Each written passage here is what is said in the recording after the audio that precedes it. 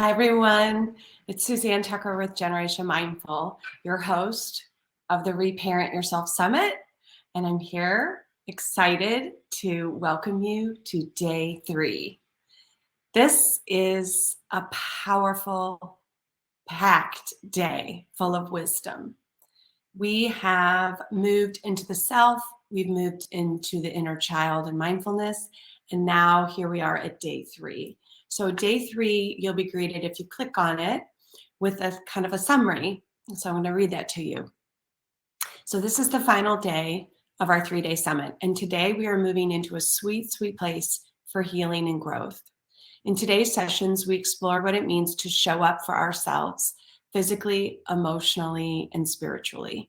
Through daily practices that guide our thoughts, words, and actions, together we are healing the past, living in the present, and creating from an empowered place in the future.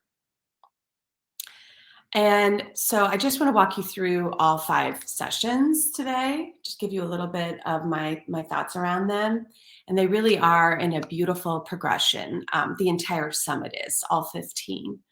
So Deirdre Fay, we get together. She is a longtime workshop leader, author, yogi, and practitioner, very trained in the ways of embodied healing. And she has such a gift of bringing it in past the brain. She learns through movement. You can just tell. She teaches through pictures and stories and analogies that just really stick with you.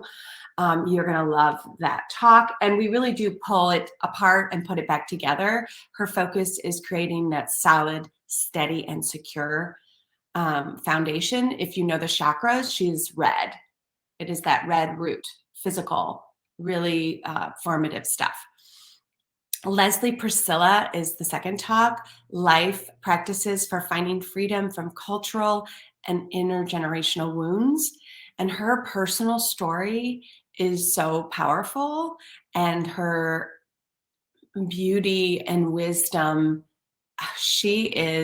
this talk I've listened to over and over and over again. I actually shared it with my 22-year-old as well.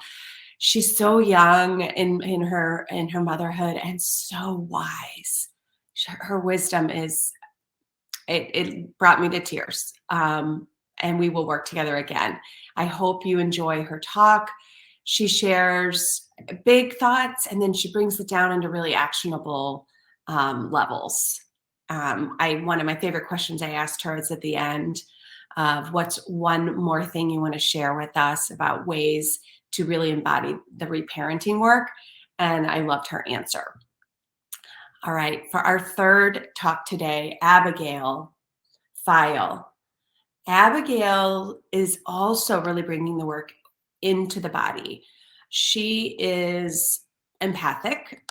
She leads largely women in business in living a big life, living from their highest selves, living from the soul level. And she breaks down, I can't believe we were able to do this in about 40 minutes. She breaks down her philosophies, her path, really actionable steps, 6 steps. And so if you have time to join us for that one, that is one to take in with a specific thing you have in mind that you're dealing with. Maybe it's a question you have or a direction you're looking for in your life. That talk will be wonderful for you, and you'll probably want to listen to it again and again because you can take on new invitations or opportunities and walk through the same 6-fold path with the new situation you have in your life. Next, we have my personal yogi, Joy Page. She is so well named in this world. She is joy. She is the second chakra embodied. She is light and beautiful and so grounded and humble. And she shares about her path towards living a soul-filled life and her healing. And it's so inspiring. She went on to not know anything about yoga, until maybe her 20s, to then being a trainer, owning a center, and really walking the walk and living it. And she doesn't sugarcoat it at all. She really brings it.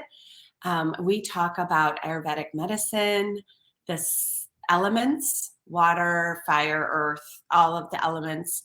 And she really shares about reparenting with such tenderness and compassion. I was, again, moved to tears and have listened and re-listened to this one as well. And last but not least, we have another dear friend of mine here, also from St. Louis, and a practitioner, an author, a teacher, a therapist, Elizabeth Stallone Lauder. And wow, again, unbelievable what we were able to do in that session. We walked through 4 facets of self-care. Self-care is like so glossed over and, shared about in the new year in little sound bites, and I think really misrepresented to the parent world, specifically the mom world. And Elizabeth blows up a lot of those misunderstandings we have about what is self-care and how do we actually do it. And we walk through one after the other, the 4 facets that really make a difference to us. Sleep. I love that she puts it at the top. Food, energy, which ends up being AKA relationships, and sex. She brings it, y'all. So today is an action-packed powerhouse day of juiciness, of bringing the work right here into our lives. So I think you're going to find today to be really inspiring. And I hope, like me, you really sit with it. And like one of the commenters said, she said, I'm going to rewatch that because I want to unpack it. And it's not about just hearing it, y'all. It's about bringing it into our lives, unpacking it. I can't tell you how many different things I've done, even just this morning, in the way I treat myself because of the reparenting work I've done. It is the most powerful personal work I've done in my 52 years of walking this planet. And it tailors so nicely with the other work I've done, with the breath work, mindfulness, yoga, self-love practices. So I hope you've been inspired, and I hope that you're bringing it in your life in really tangible ways. I can give you a couple. One, I now greet myself in the morning. Good morning, Suzanne, little Suzanne, which is how I hold my inner child. I love you. And it's not the words, it's the pause. It's making it a practice in my life to really wake up with joy, with seeing the light in me, honoring it, honoring her, and witnessing little Suzanne. And then by loving that part of me, it comes into my daily life with much more joy and ease. I moved again with emotion at the potential we're all creating by doing this work. Thank you for being here. Please add you inside the comments. And thank you for unpacking this work so that we can really shine the light that we are bright in the world. Because when you shine, you not only touch us, we get that benefit, but we are inspired by the light that you are. And we are inspired to shine our lights, not apologetically, unabashed, unhidden. We give ourselves permission to take up space. There's plenty to go around.